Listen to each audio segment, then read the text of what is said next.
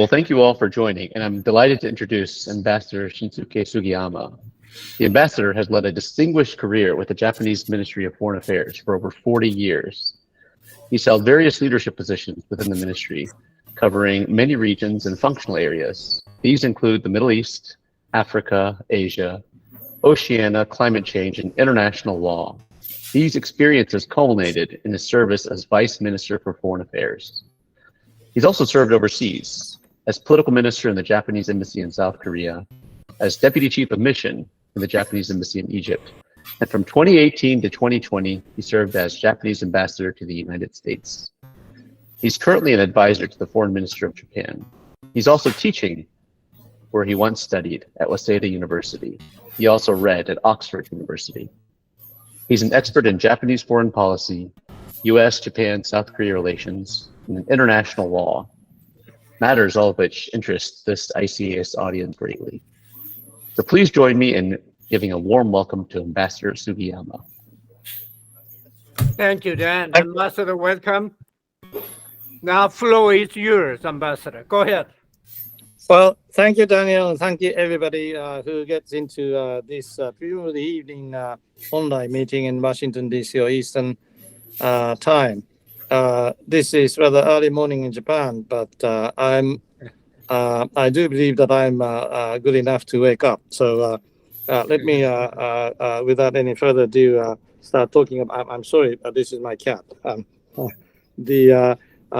Get started about what I would like to say this morning or this evening.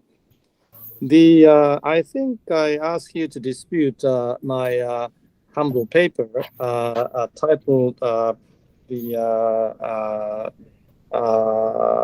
something about trilateral summit meeting and the title of the beginning of new chapter of trilateral relationship among Japan, US, Korea, focusing upon August 18th this year being held at the summit level at Camp David. So let me start with telling you something about how I see this, quote unquote, historic summit meeting held at Camp David. As I wrote in my memo, that summit meeting produced three documents being made public. One is Camp David Principles, the second one is Camp David Spirit, and the last one is the commitment to consult. I have to tell you that these three different kind of papers not been that much well thought out in a written way. The first one under the title of Principles, the second one under the title of Spirit, do overlap. They say that the first principles are much more concise and really principles paper. Second, Spirit is slightly wider, longer range and something, but the salient points are overlapping on these two papers. And then I don't think because of the time limit, I'm gonna just get bogged down into details about what they are talking about, which are summarized in my humble note, presumably being distributed to the participants this evening.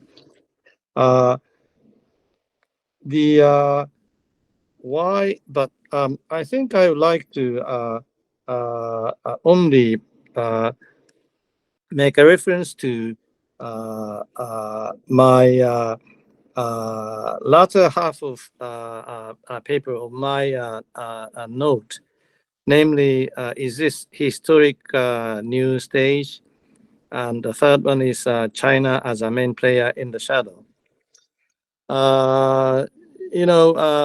Everybody can presently agree with me on the point that this is rather historic. First, that logistically the venue, Camp David, is needless to say, is a very historic venue. Middle East peace process and everything else. So I'm quite certain that the U.S. President Joe Biden intentionally picked up this historic place to asked the participation of both Japanese Prime Minister Kishida as well as the ROK President Yoon Suk-yeol, which is very fine. And then the way in which U.S. conducted a meeting, the first half was the summit meeting. The first 1 minute or something was televised. Joe Biden and Yoon Suk-yeol and Kishida in the middle, and then 3 foreign ministers sitting next to him, and then one more. But after 6 minutes of this summit meeting being held in certain lodge, they moved from one lodge to another by walking, and then they had a trilateral luncheon meeting, which they discussed rather frankly. So these logistical sets up really something historic and something which have been done very cordially and very nicely, being led by U.S. President Joe Biden. And then I think it is Tony Blinken, U.S. Secretary of State, who seems to be playing the most important role in coordinating everything else. Actually, former Japanese Foreign Minister Hayashi Yoshimasa, and then the current ROK Foreign Minister Park Chin, very much in cordial relations with Tony Blinken. I know 3 of them really well personally. Of course, Japanese Foreign Minister Hayashi, former Foreign Minister Hayashi, and then of course Tony and Park Chin. They seem to have gotten very well to make a foundation to prepare for the summit meeting discussions to produce these 3 kinds of papers. As I said, this is really logistically historic because of the Camp David. But that said, more important thing is substances. This is been summarized in, as I have been repeatedly telling you, 3 documents. But these documents covered really a wide range of international relations. You know, I recall the first moment when, at least to my knowledge, the first moment when these 3 got together was the time when we called TCOP, Trilateral Coordination Group, at the level of the Vice Minister, I mean sub-cabinet level, which I took part in as a political minister of Japanese embassy in Seoul. That was 1990 something. And then that was expanded to sub-cabinet level meeting, not under the name of TCOC, but under the name of sub-cabinet trilateral coordination. Gradually, trilateral coordination meetings started covering not only North Korea, but also the various certain international salient agenda items. But I think this is the first time for the leader, the Prime Minister and the 2 presidents, covered this much wide range of international affairs, not only North Korea, China, Russia, Ukraine, but also everything. Human rights, women's empowerment, and climate change, and of course ASEAN, the Indo-Pacific, and to name just a few. So this is in that sense historic. That the level was the top leadership, and the subject matter has been covered so wide to cover everything, almost everything, all in terms of the foreign relations salient points. Now, that said, this evening or this morning from Tokyo time, I would like to convey 2 messages to the audiences. One is that it is historic, and it is very good for 3 leaders to get together with reasons, not only Joe Biden's initiative, but also President Yoon Suk-yeol's very upcoming and a very positive attitude towards Japan and United States of America and everything else. And of course, my Prime Minister Kishida was good enough to respond to these. So of course, it is historic and it's very good to see. And then they agreed that at least the summit level meeting should be convened at least once a year annually, together with the foreign minister and other METI ministers, so national security advisors, everything else. But this doesn't mean to say that trilateral coordination mechanism among three is heading for something like a NATO type alliance mechanism. No, because the third document, which is under the banner of the commitment to consult, the second phrase does clearly stipulate that nothing is being changed in terms of rights and obligation of the two alliance treaties, meaning US-Japan security treaty as well as the mutual defense treaty between Seoul and Washington, D.C. It is clearly stated that nothing has been changed in terms of the specific rights and obligations being stipulated in these two treaties. And yet, you see, ROK and the US is really in its formal and full way the treaty-based alliance mechanism, and the US-Japan too. But this is not applicable to the relation to Seoul and Tokyo. ROK and Japan are, in that sense, not an allied power. It's the most important neighbor. It's most important friend. We do share the fundamental values such as freedom, speech, market economy, and human rights and democracy, and etc. And yet, ROK and Japan are not allied powers, allied partners. It's the most important friend. Whereas for Korea and for Japan, US is the single allied power. That has not been changed by even this historic summit meeting agreement. That's one of the most important points which I would like to convey to you all. And yet, what we are trying to aim at is to consolidate and is to go further. US as a pivot among three, that ROK and Japan try to go for not a treaty-based alliance mechanism, but a quasi-alliance mechanism like Japan is trying to do with UK or Canada or Australia. If ROK and Japan are able to go for and head for that kind of quasi-alliance mechanism, not necessarily based upon the treaty obligations and rights, but political closeness. And then, as I said repeatedly, US being a pivot to both ROK and Japan, this triangle relationship is going to be really, really flourish and be strengthened in that way.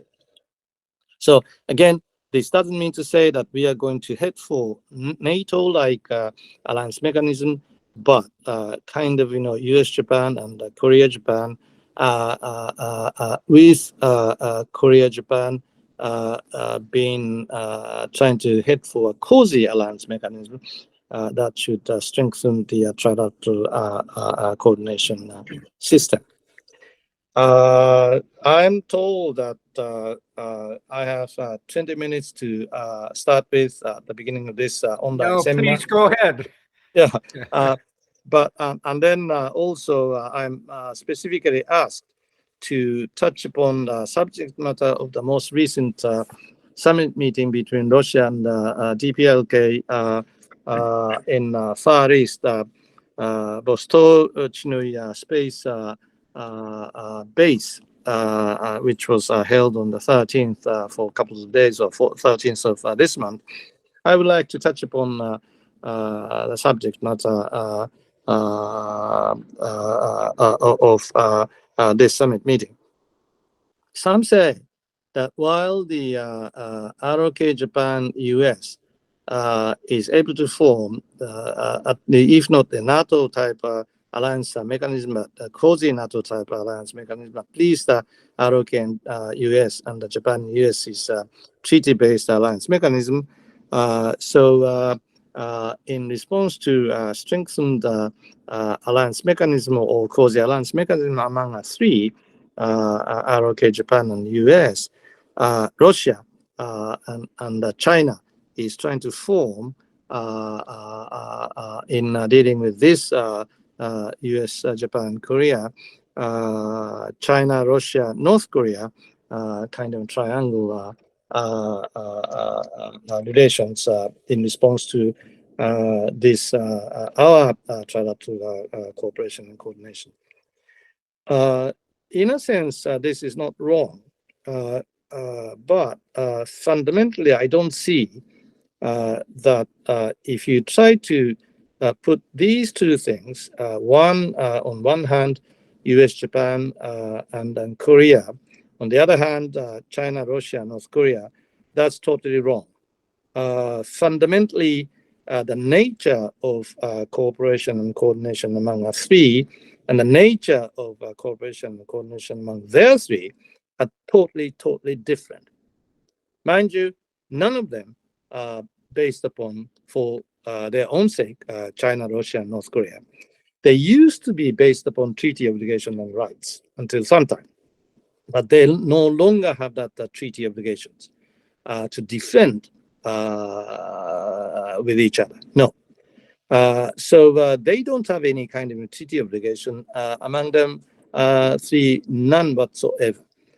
While, as I said, ROK and Japan don't enjoy that treaty obligation, none. We don't, we are not a party of the treaty obligation, the security treaty, but US as a pivot, ROK and US and Japan, US are treaty obligation partner and allied part. Plus, if you take a look at the economic and social and political power among them three and among us three, there's no comparison whatsoever. North Korea and ROK, us, US, and Russia. Well, China is number 2 in terms of the GDP as a bulk, and yet altogether three, no comparison to us altogether three in terms of the whole sort of,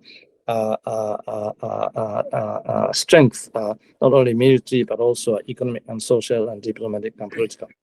So I do believe that if you try to make a comparison between two, like Axis and the allies, or allies, pass and Entente, something like 18th or 19th century or something, that's wrong. This is totally wrong.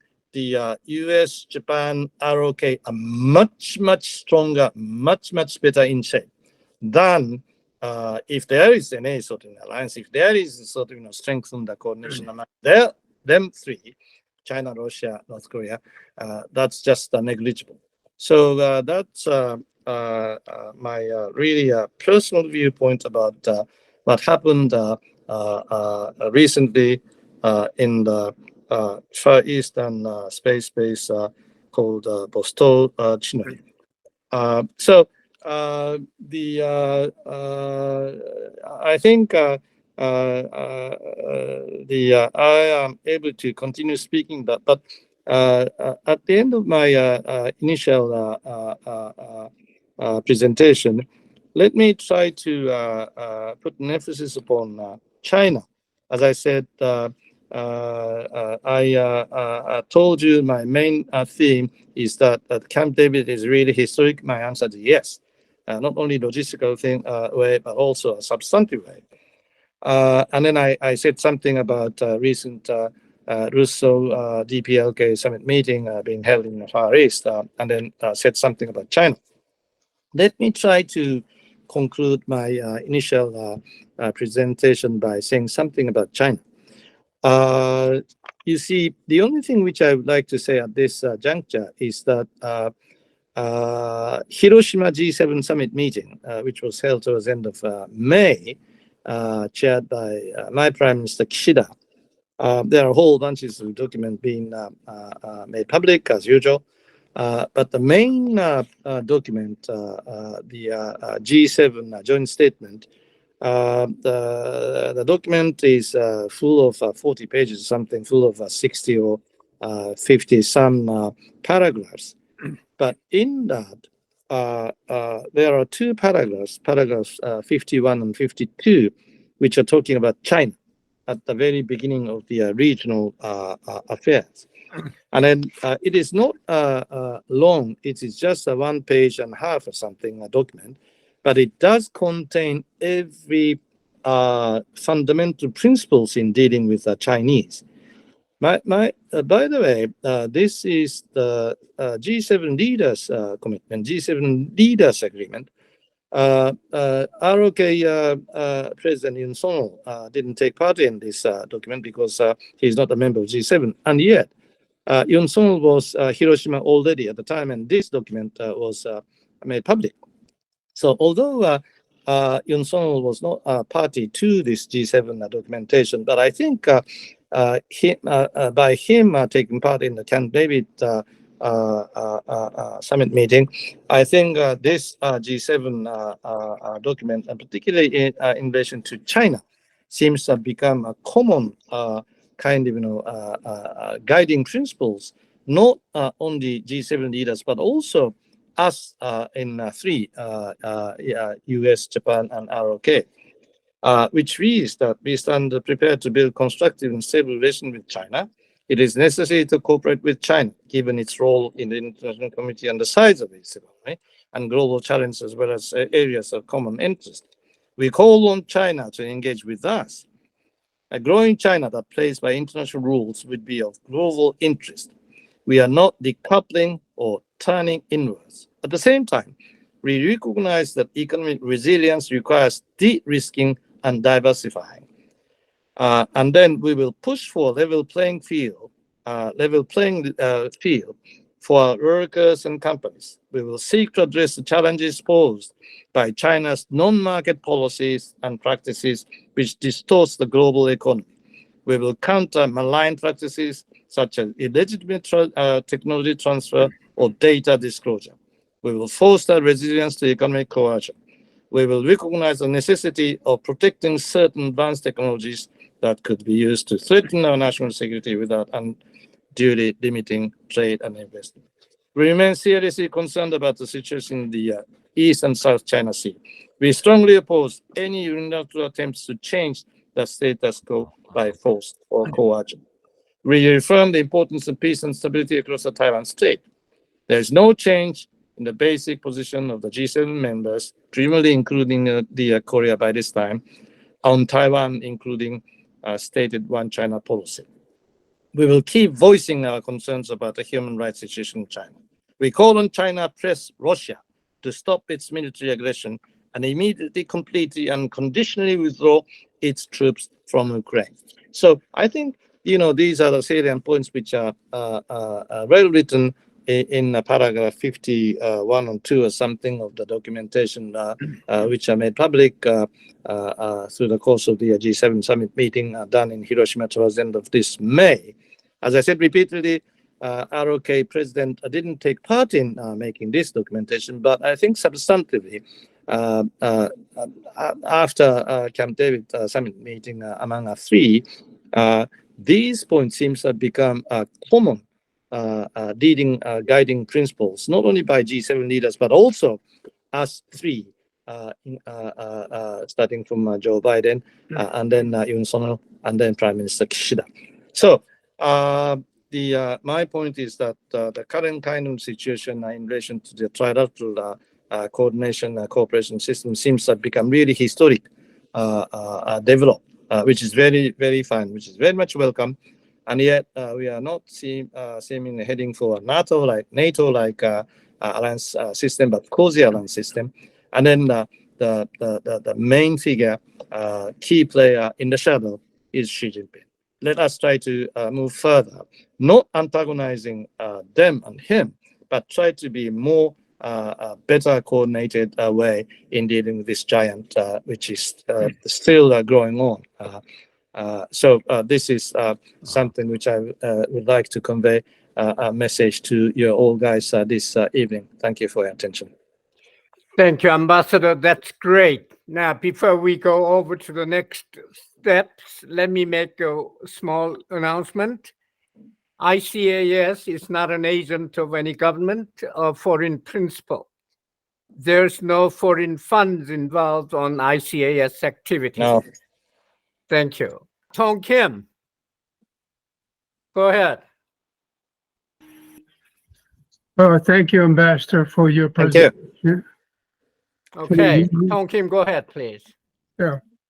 Well, I appreciated your presentation of your analysis of the outcome of a Camp David summit, and also your view of region leading between Russia and Putin and Kim Jong-un of North Korea, and your views of China, what in relation to result of a G7 last time. Now, having said that, I generally agree with your descriptions and your evaluation of the positive aspect of TCOC,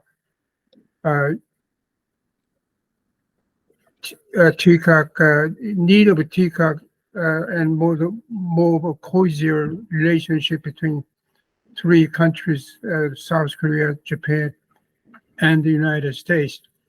Now, question is, that's primarily for a means of a deterrent to North Korean provocations and North Korean missile threats to, that threat is not just to South Korea, but Japan and the United States as well.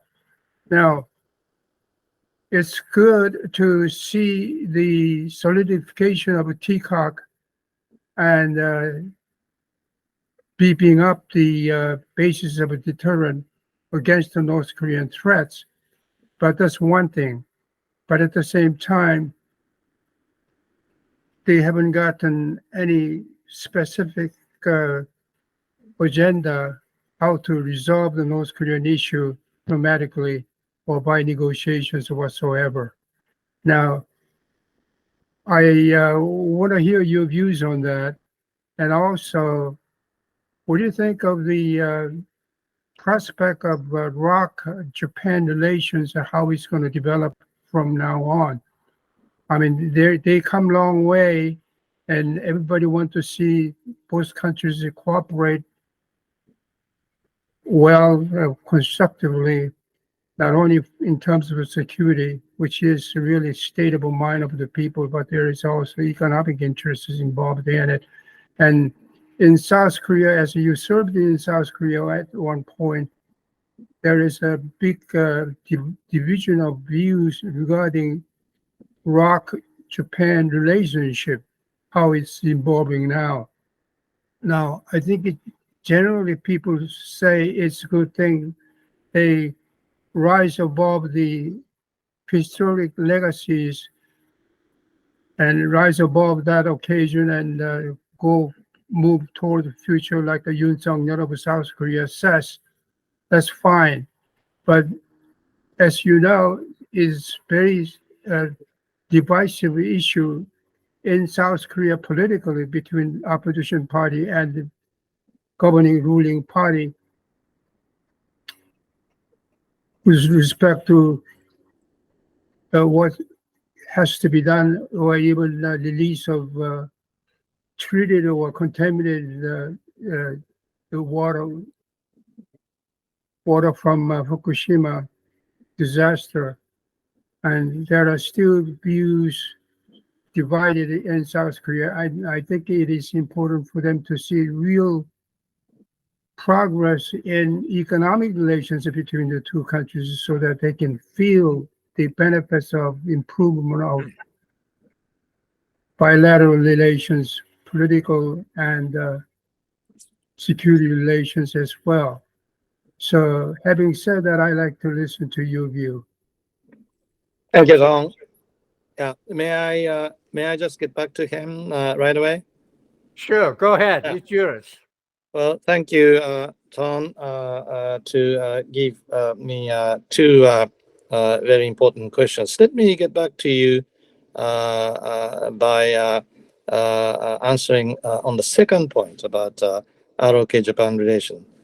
I visited Seoul, I think just after G7 summit meeting or something in Hiroshima towards the end of May, after 8 years of absence of visiting Seoul. I was told that Seoul and the ROK became totally a different country than the country which I saw some 20 years ago, something when I was stationed in Seoul in the embassy. Yeah, I felt in that way when I just arrived at Gimpo Airport that things seem to have become changed. But at the same time, I do believe there are some aspects that haven't been changed at all. Of course, Seoul is Seoul.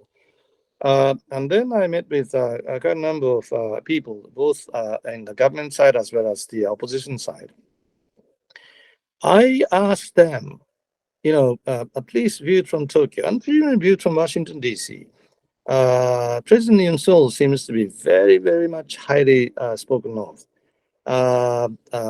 For Japanese, Yoon Seol is a great guy who doesn't seem to be willingly speaking any longer about the past history or something. And he seems to be saying that Japan doesn't have to apologize any longer. That's something Japan has apologized a whole dozen times, something that's good enough. And then to the States, I mean, all Americans, I was told that he was a very good singer, singing American Pie, not only a good singer, but also a very good certainly speaker. His speech at the Congress for something like 44 or 45 minutes in English was very much well received. I saw that, in video. So I think generally speaking, Americans and Japanese are wondering why this good, really, really talented and very good leader of ROK is not that much popular, is not much well supported by Koreans themselves.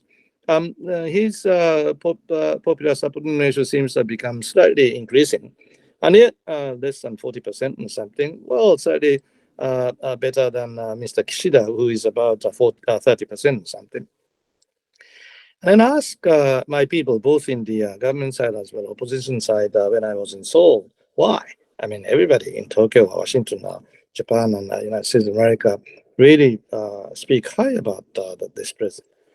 The answer is, they say the opposition leader is attacking him about his weak position against Japan or weak position against USA or something. Well, that's true. But the real nature of his unpopularity is because of his style, his political style, being learned by the time when he was a prosecutor general. Generally speaking, prosecutors are not very much liked by people. I don't like prosecutors. So I have so many friends in prosecutors in Seoul, and let alone in Japan. But as a general, I mean, the prosecutors are not very much well liked. They are not very much popular in terms of the political popularity.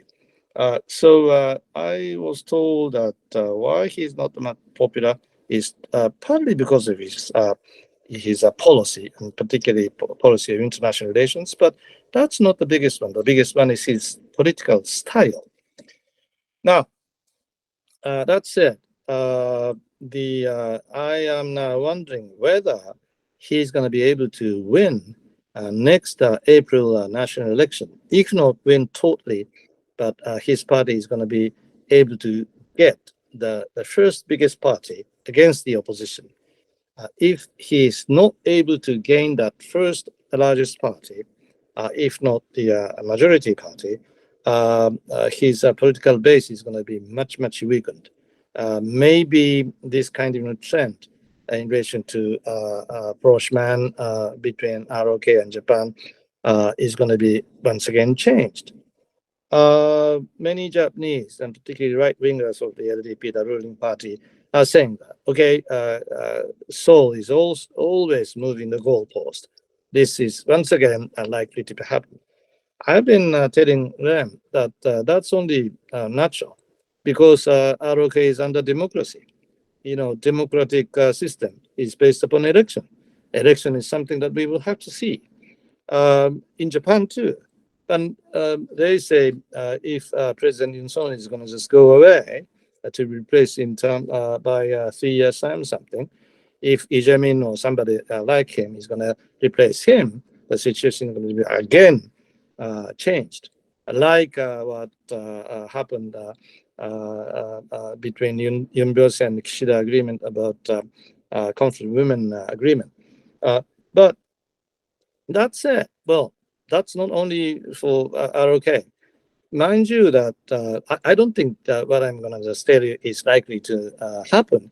But suppose if Donald Trump is going to be nominated, and suppose, which is quite likely, and suppose Donald Trump this time is going to just beat Joe Biden, the whole certain situation is going to be rewritten. Whole certain situation is going to be, if not done, but totally changed. Joe Biden and Donald Trump has a totally different sort of, at least policy orientation in relation to these tripartite coordination and cooperation mechanisms. So this is a presidential system. This is democracy. Japan is not under a presidential system. So that sort of thing could happen. What we can do, well, and then this is up to American people. This is up to Korean people. We have no way to influence what Korean people's decision in next April. We have no intention to intervene any of the Korean people's decisions. So it's up to you, it's up to Korean people, it's up to American people, it's up to Japanese people, what we decide. Only thing which I can say is that we really hope that the policy orientation being laid by the current President Yun-sung, which is very much welcomed by Japanese and Americans, can continue, can be supported by Korean people when it comes to next national election, which is going to be taking place next April. Likewise, American people are continuously able to support Joe Biden's and Tony Blinken's inclination about consolidating this trilateral coordination mechanism and trilateral cooperation and cozy alliance mechanism. Whatever happens in terms of presidential election, whatever happens internal elections and democratic decisions or something. So all I can say, let's hope and let's pray that the current sort of state of affairs is going to be able to continue. Now, getting back to, I hope I can answer some parts of the second question. When it comes to the first question about DPRK, I myself, when I was working for the government until 2.5 years ago or something, I've been rather directly involved in DPRK issues from the scratch in 1992 or 1994. Japan was not party to agreed framework, but Japan took part in 6-party talks, and then Japan participated in TCOC. And then I myself negotiated with DPRK rep as a Japanese rep, starting from the abduction and then nuke and then missiles and then elsewhere, everything. If you take a look at what happened since 1992 and 1994, things seem to become only deteriorated. We used to talk about plutonium nuclear. And then it was 2002, just at the time when Koizumi visited Pyongyang to issue a Pyongyang declaration. That was Jim Kelly, Assistant Secretary, visited Pyongyang, who told us that there was surely confirmed element about not only plutonium, but also higher enriched uranium activities. And then now, I don't think we can even count how many missiles they shot during these couple of years, a couple of months, if not weeks. I stopped counting how many shots they made. And then to us, abduction issue is unresolved whatsoever. They are aged. I was directly involved in the negotiation of this, but I feel very much responsible that I was not able to do anything further than what happened in 2005. So all in all, situation in relation to DPRK become even worse. Now, how long, how far we are going to, and then at the end of the day, what's the end game scenario? I don't think anybody can see the end game scenario at this moment. Unfortunately, at least as far as I'm concerned, I'm not able to. So the only thing, as my prime minister has been saying, and the U.S. president and the Korean president have been saying, let us try to press them so that hard enough to let them change their mindset to come to sit in the discussion and the negotiation table to let them understand that they must stop nuke development, missile development, and they must stop saying that abduction is all over. It's not over.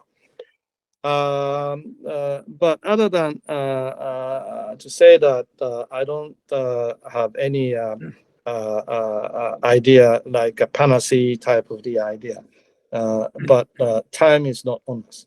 So let us try to think further.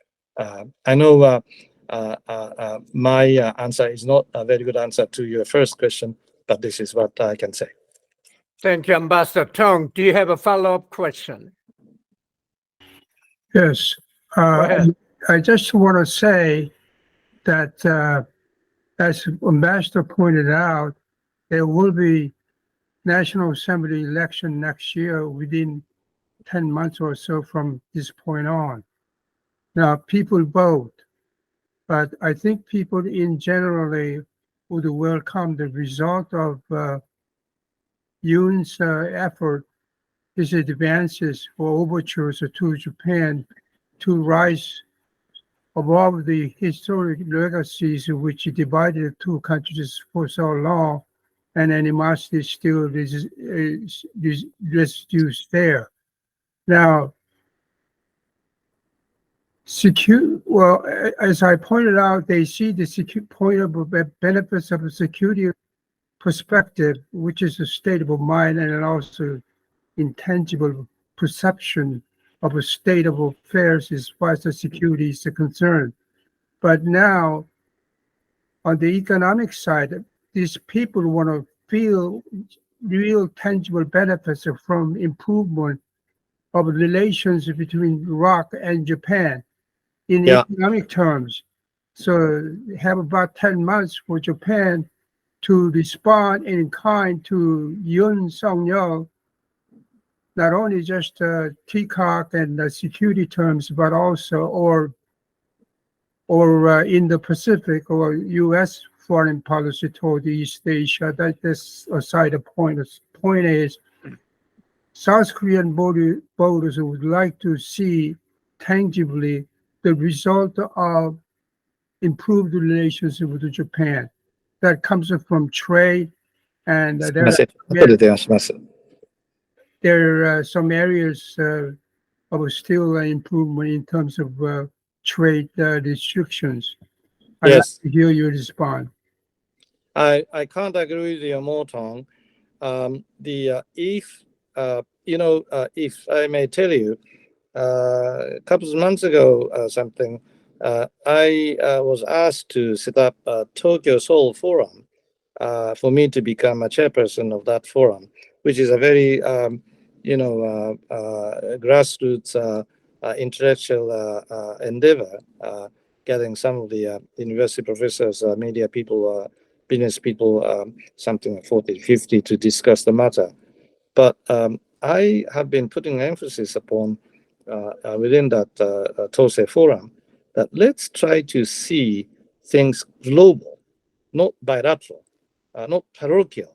Not only talk about history-related issues, not only talk about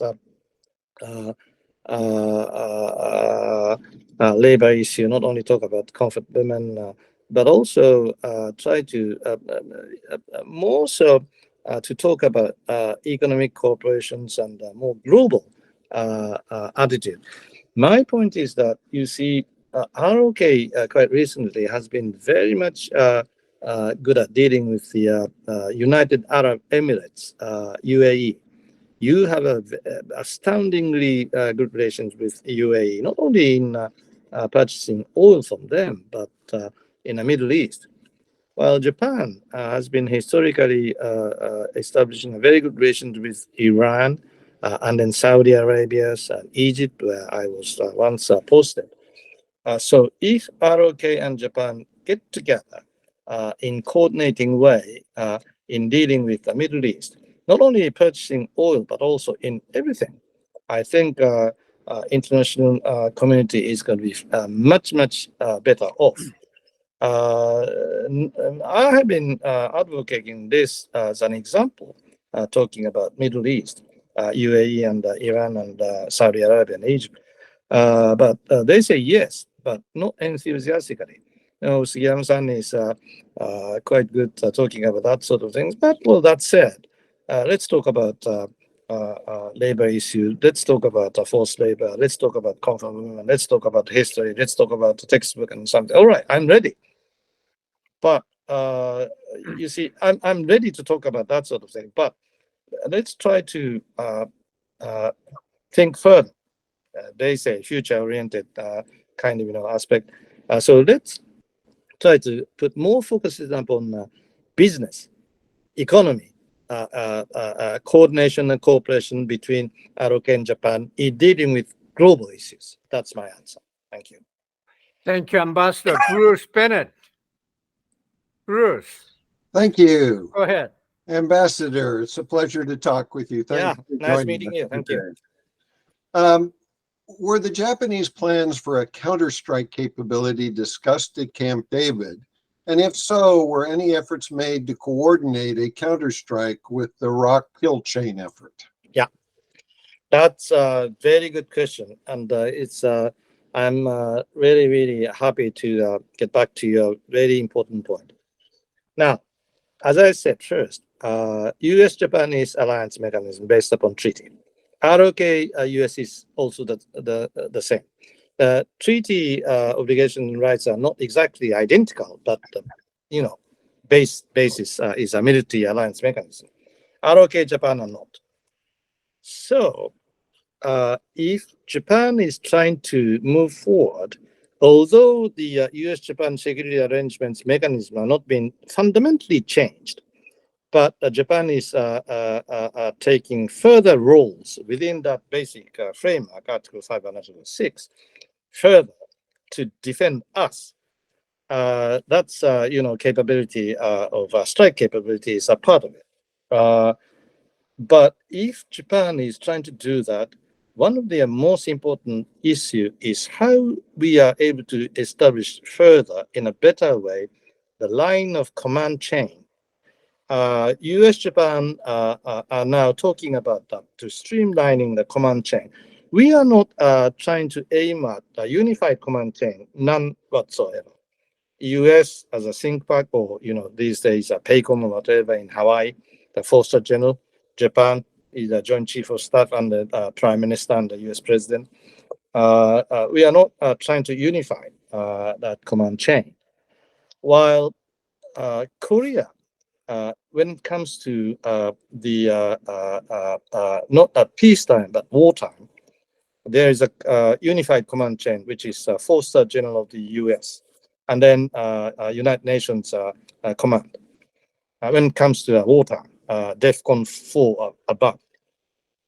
So structurally wise, ROK US and the Japan US are totally different. And yet, I do believe that there must be some way to make better the lines of communications, line of commands are more streamlined, so that more effective the mobilization of the military forces can be achieved. And then roles and missions can be defined, if not in accordance with the treaty obligations, if not in accordance with the treaty articles themselves, but a political level kind of sort things out, which are yet to be done.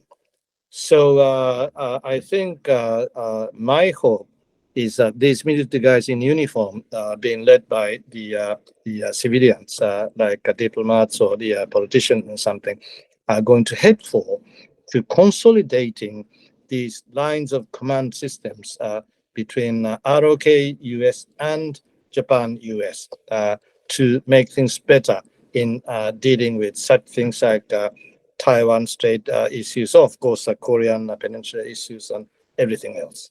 Thank you. Thank you, Bruce. Do you have follow-up?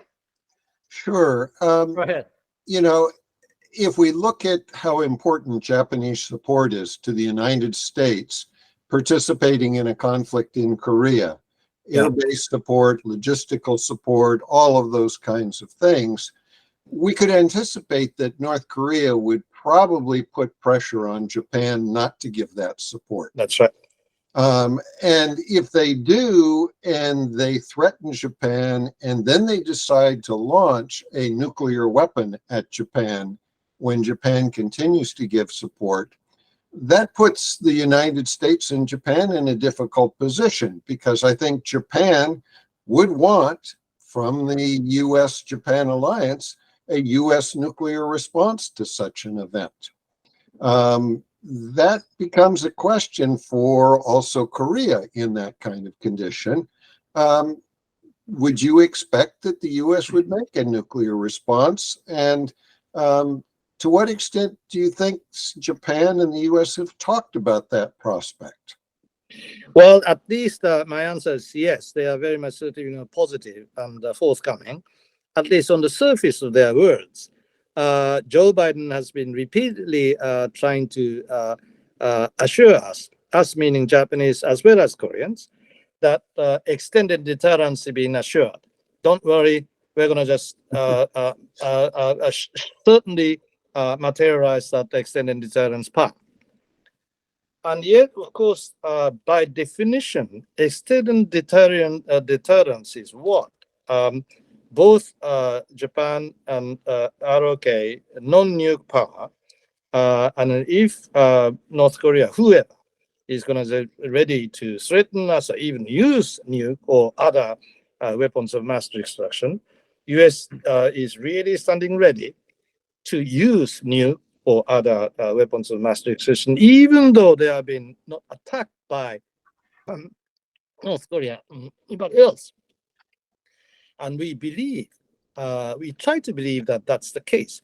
But so this is a kind of process of political kind of sensitive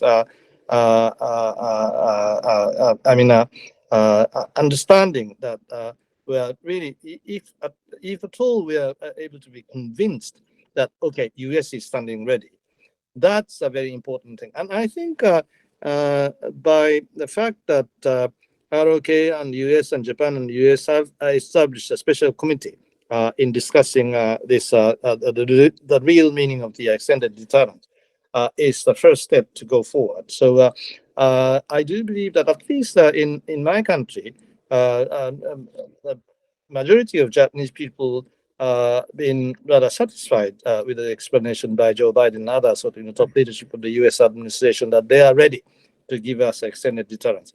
In Korea, I think degree of satisfaction is slightly less. That's what I see. And yet, I think basically Korean people are not going to head for nuke power. And then they are going to rely upon the extended deterrence being given by their single ally of the United States of America. Thank you very much, Ambassador. David Lee, go ahead if you are there. Thank you, Ambassador, for Go ahead. being here and providing your comments. So Russian propagandist newspapers over the past month have been quoted saying that both Korea and Russia have nothing left to lose. Do you believe the willingness of the Kremlin to use this specific, perhaps even desperate language of having nothing left to lose is a concern and perhaps a preview of things to come following the summit? Or do you think it's just more posturing that we've seen over the past few years? Yeah, I think the question is whether Putin has become insane or not insane. So I try to believe that he is not yet to become insane. He's rather somebody who understands the logics, who understands the foreign policy common sense. If he's become insane, nothing can be done. Well, the only thing which we can do is to show our power, military power. That's all. But I don't think Putin has become insane. He understands the logic. He understands how he should behave. Because of that, he is trying to intimidate us in terms of the Ukraine situation by saying something about his possibility of using nuke if it is required. And by the same token, he's likely to say continuously something targeting us, South Korea and Japan and the US. But I think everybody, if you are not insane, must understand that if at all it is going to be done, that's the end of the world. So I do believe, at least for the time being, he is playing the game. Don't let us try to be as insane as he looks like. We are not insane. So we should stand ready to play that game as a game very strongly. That's why, as somebody was talking about, the importance of the extended deterrence and the message, and then solidification of the three trilateral coordination mechanism too. Again, you see, I do believe that Putin must understand that his effort to come closer to Kim Jong-un and then try to deal with the Xi Jinping is fundamentally kind of in a form of marriage of convenience. Us three, the ROK, US and Japan, has an element of marriage and convenience, but that's not all. This is really a marriage of substances. This is a marriage of something about a fundamental ideology, fundamental system of democracy, freedom of speech, market economy, blah, blah, blah, everything else. So marriage of real love, so to say, or real conviction, real ideologies, real thinking or something, must be much, much stronger than the marriage of convenience. So to me, don't play much about Putin's or Kim Jong-un's, whoever, the role. We must see their activities as a role being played in the game.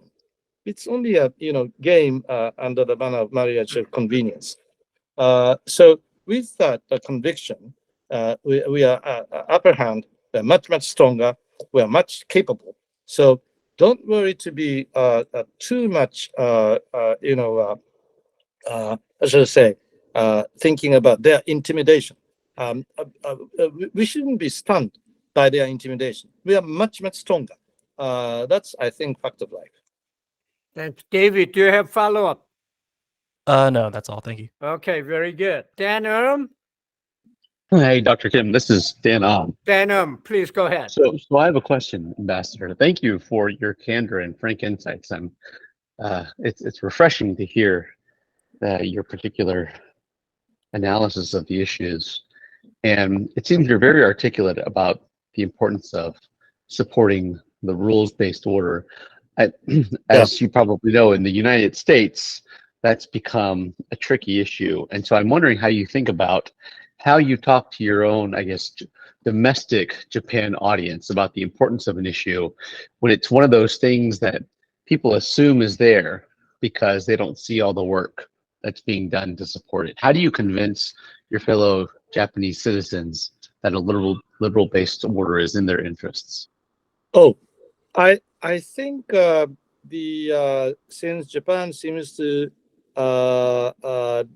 be entering into the declining phase, with the decreasing number of populous mass and the huge budget deficit and everything else, in my society, I don't deny that there is certain mood that is not that much forthcoming and that much positive in general. So from that viewpoint, liberal order, rule-based international society, and rule-based domestic society too, seemingly been slightly less supported by general mass. I don't deny that kind of, not very delighted kind of atmosphere here in this society.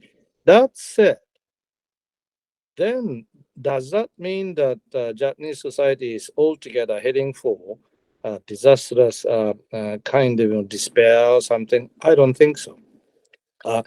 Basically, if things happen, a general mass standing ready to support the leader's decision to help, say, President Zelensky, inviting him to Hiroshima, and then himself going to, and then former Foreign Minister Hayashi went to Ukraine to see President to support his fighting back against Russian invasion. And then, as my Prime Minister has been repeatedly telling everybody in the venue of the United Nations General Debate and in the bilateral setup and trilateral setup in Camp David and elsewhere, my Prime Minister has been repeatedly saying that the fundamental point, most salient point, and important point is rule-based order of liberal international order. So, as I see it in the forthcoming future, I don't think Japan is going to just lose sight of the fundamental importance of the liberal democratic order, rule-based of international law. I happen to be an international lawyer, so it is the last thing for us to say, okay, international law doesn't work. I don't think so. Thank you. Thank you. Bruce, go ahead. We know that the U.S. deterrent posture against North Korea has been to say that if North Korea ever uses a nuclear weapon, the regime will not survive. One of my fears is that they may do what the Russians threatened in the 1980s and make a limited use, maybe an electromagnetic pulse explosion over the EC/Sea of Japan, and cause a condition where it's a very difficult decision how to respond to what they have done. Are you aware of any discussions that have been made relative to what it means for North Korea to use a nuclear weapon? Does that mean they've actually detonated it on a city or an airbase? And if they do, whether there are limited responses that we need to be prepared to threaten that might be more credible than going after the regime, at which point we could anticipate that the regime would make a massive nuclear strike. Well, thank you, Bruce, once again. My answer is quite straightforward. Again, if the leader is not insane, he might try to intimidate us by saying that, okay, I'm standing ready to use nuke or whatever, the weapons of mass destruction, whatever. But if he's really not insane, I don't think he's going to just use that, because if he uses that, that's the end of the story. That's the end of the regime. That's the end of them. We have whole certain capability to destroy them. Well, we meaning US, and then presumably ROK and Japan support it. So things which we can do is to continuously try to show the power of deterrence, to keep him understand that if you become insane to try to use that, that's end of your life. That's end of your regime. That's end of the story. And if again, as I said something about Putin, if he becomes insane, that's the whole different story. So we just only pray that he is not insane. Actually, before he showed up in the Far East Space Base meeting with the Russian President Putin, I was told by some that his weight seems to have become 140 kilograms. Something. He's become fat. He doesn't. He's not able to sleep well. He's taking a pill or something, and he's not able to speak up and that sort. But he's not. He is able to appear. He's able to shake hands. He's able to speak up. Whatever he speaks up. So that's not bad. I mean, he's not insane. Likewise, Putin. I met with Putin when I was in the government, when former Prime Minister Shinzo Abe was alive. Abe met with Putin so many times. I was normally with him, sitting next to him. So I met with Putin. Somebody told me that Putin seems to have been changed his way of conducting affairs, become a Tsar. But I think he was a Tsar since the beginning of 2000. He's not. I don't think he's been changed. The only thing is he's disclosing his real nature. That's all. So a North Korean leader, likewise, hasn't been changed. Maybe he's become much fat. He's become slightly sleepless in the midnight or something. But I think the nature of North Korean leader is not been that much fundamentally changed. That was shown by the summit meeting together with Putin. So maybe I'm wrong, but I hope I'm right. That let's suppose and let's pray that they are not insane. Thank you, Ambassador. Chung-Soo, go ahead.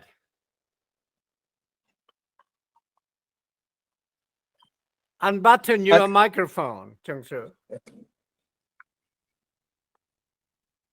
Chung-Soo, unbutton your microphone. I can't hear you. Chung-Soo, we cannot hear you. Unbutton your microphone.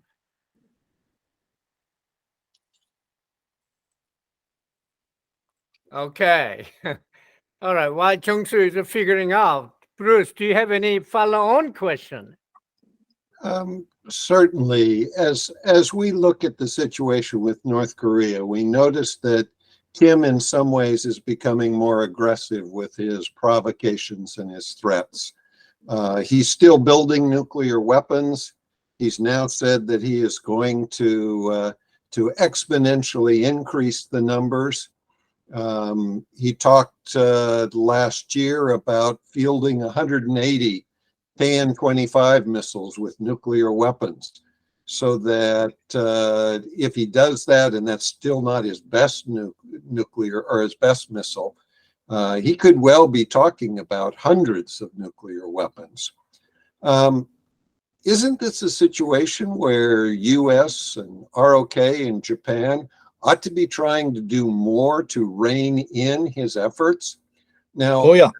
I realize that's hard to do. I mean, we're not going to carry out a military strike against North Korea to disable its ability to produce nuclear weapons. But we know that Kim is very sensitive on outside information. He did call K-pop a vicious cancer that was undermining the morals of his younger generation and could cause his regime to collapse like a damp wall. Yeah. Well, all three of our countries are really good at advertising. One would think that we could put together an information campaign that if we threatened him with such a campaign, he might be willing to rein in some of his activities, not get rid of his nuclear weapons. I don't think we'll get there, but at least freeze his nuclear program or parts of it. Shouldn't we be doing more to try and get him to rein in what he's doing? Yes, indeed. All three, ROK and Japan, and then the United States of America, have been trying to do basically everything possible, including what Bruce has been saying. One time we urged North Koreans negotiators, all right, first kind of stand still, stop doing that further, and then try to discuss further.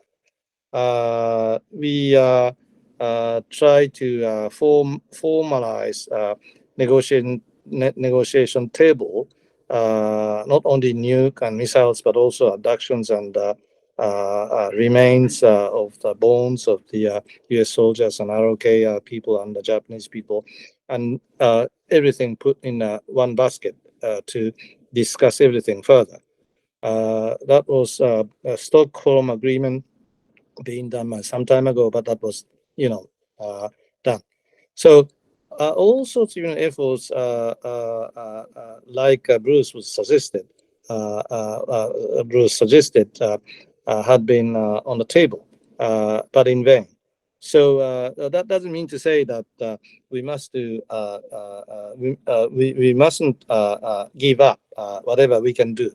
So maybe from now on, it's kind of part of negotiations dealing with them, but try to get them involved in the negotiation table. Now I left my government almost 3 years ago or something, so I don't know what the government's doing, but I'm sure they are trying to make utmost efforts to try to go ahead for that kind of thing, to try to let them come to a negotiation table to discuss. And then if the negotiations are going to just get resumed, all sorts of options are on the table, including what you just said. So I can only hope that things are going to be materialized sooner than later to materialize at least some tangible results to go further. Well, thank you, Ambassador. Chung-Soo, will you figure out? We cannot hear you, Chung-Soo. Okay.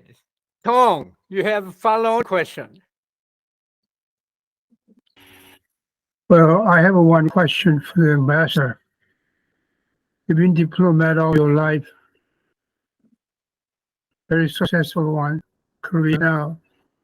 In your personal view, what it would take for North Korea to respond to the proposal that the United States is making, that they start talks without preconditions, any topics? The biggest ones which we have, ROK has same people, same culture, well, if not exactly the same culture, but basically the same people. US military power, including nuke, the power. For Japan, in a very simpleton way of saying that, money. We have money to spend. All of which North Korea must respond. North Korea must deal with ROK first, as the same people, as the same peninsula. And then North Korea must deal with US power, including nuke. And then North Korea must want to be given some rather huge amount of money. We don't know how large it is. People do calculate that in 1965, when Japan normalized relations with ROK, the offshore development assistance money was slightly bigger than $500 million US in 1965. Now, they can calculate in terms of inflation rate and something after more than 50 years or something, how much it can be. More than 50 billion and $500 million US dollars as of 1965 to Seoul. How large can it be to Pyongyang from Tokyo if normalization is to be done? Now you can calculate that, and then the base of that calculation, as I said, was 0.5 billion. But if you include Nagasone offshore assistance money until 1990 something with Chon Do-han president, the amount of money which Japan gave to ROK was something like 2 billion or 2.5 billion something. So if that is 2.5 billion, how large can it be to North Korea? So everybody knows that ROK's role, US role, and Japan's role.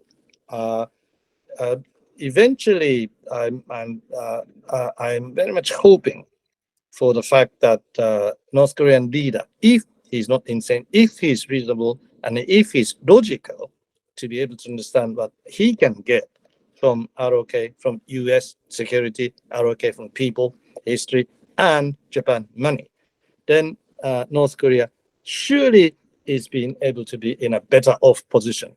And so all we have to do is to let them understand this is the way for you to go further. Now, what you're doing is not the way for you to do. We've been telling them, and I have been telling my opposite number in Pyongyang, but in vain. So, but all what we can do is to continuously devoting ourselves to let them become able to understand further. Very good. SK Park, you want to say something? Go ahead. Sure. Can you hear me? Yes. Yes, Go ahead. yes, I can. Okay. Thank you, Ambassador. That's just a most erudite and then thorough explanation.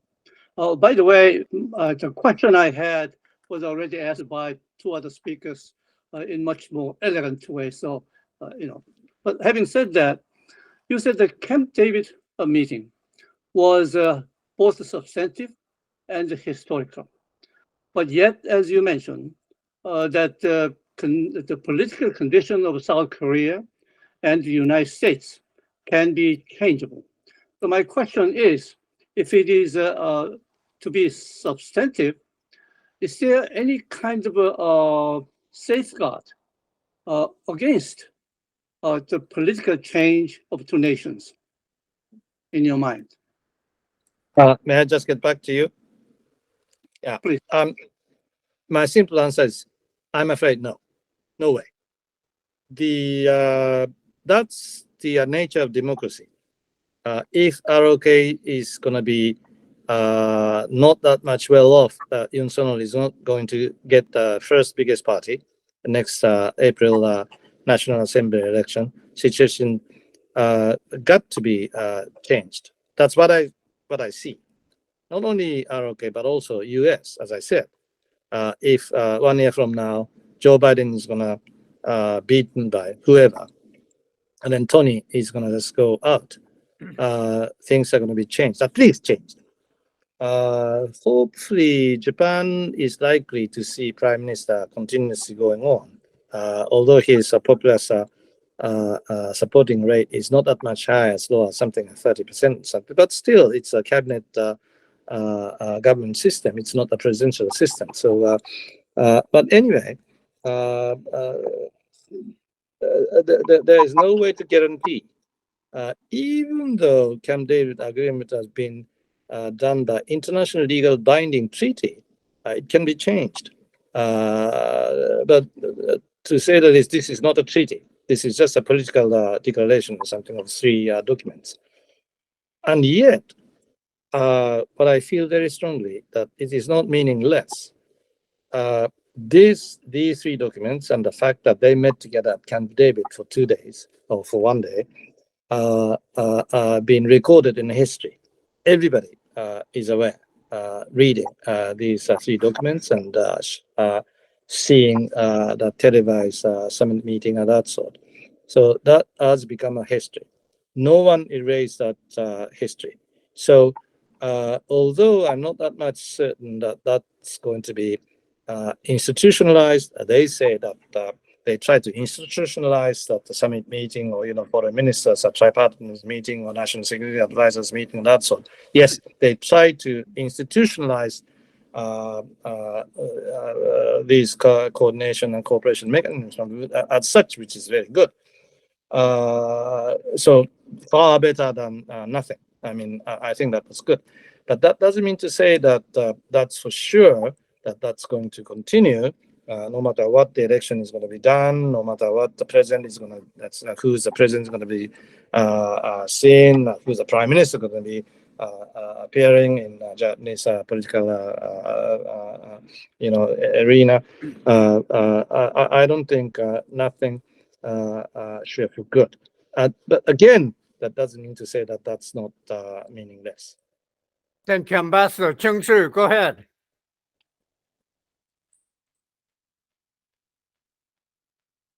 We cannot hear you. No. Okay. SK, do you have a follow-up question? Go ahead.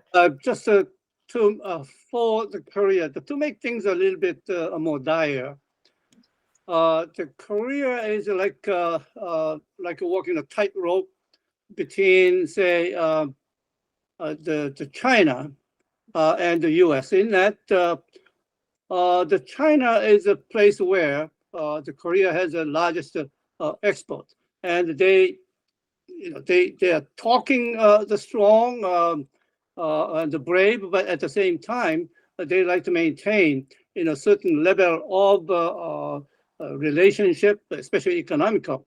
And just today or yesterday, I hear that the Xi Jinping was saying that he wants to visit Korea. Yes. So now, do you have any advice how Korea should navigate this precarious situations? Well, I think what Yoon Sung government doing is really right and good thing. I saw the news report. Prime Minister Han Duck-soo was received by Xi Jinping, and then although their way of making public to briefing the press media are slightly different. China didn't say anything about what you just talked about, and that was done by the first Vice Minister of the Foreign Affairs, representing Prime Minister Han Duck-soo. I think Korean first Vice Minister of Foreign Affairs saying was quite right, whereas China didn't want to make it public. But anyway, the fact that Xi Jinping received the Prime Minister Han Duck-soo as such was very good. And then I noticed that, sometimes China and Chinese quite often doing this kind of audience in such a way that Xi Jinping is emperor, and then standing at the very bottom of the room, and then even Korean president, let alone Japanese prime minister, and the Prime Minister Han Duck-soo is sitting just from the high table, and then so that the Xi Jinping can look down, and that happened indeed some time ago. And then I think that was which president of ROK became very furious about this rudeness by emperor Chinese leader. But this time, as I saw TV news programs, video, that Xi Jinping was sitting like this, Han Duck-soo was sitting in front of him, and together with other aides, and then that was just equal. So I'm quite certain that Chinese seem to become slightly carefully taking care of Han Duck-soo. Although he's a prime minister, he's not a president. But I think this time South Korean government seems to have done a very good job. And then Han Duck-soo didn't make any kind of commitment which are contrary to Camp David agreement. At the same time, he's trying to see how they can do for bilateral or regional stability or something. So that's something which I very much welcome. And then I happen to know Han Duck-soo quite well, and Han Duck-soo is a very capable officer. Thank you, Ambassador. Bruce, you've been opening the big smile. Go ahead. What are you smiling about? Oh, I just think that the ambassadors captured a lot of the dynamics going on in the region, that it is a tricky situation that we're facing. Kim Jong-un tries to sell his requirements for military capabilities, nuclear weapons, and so forth by telling his people that the US especially, but also South Korea, and to some extent Japan, hate North Koreans and we want to invade the North and take control of it. Wouldn't it make sense if we tried a more effective information campaign to say, that's not what we're interested in? We don't have any interest in doing that. It seems to me that the common people, it isn't going to make a difference, but his elites may find that kind of information interesting, because it's not clear to me we say that very often, and undermine the basis of his justification for wasting all that money on nuclear weapons and missiles. Anyway, I just thought I would throw that as an idea.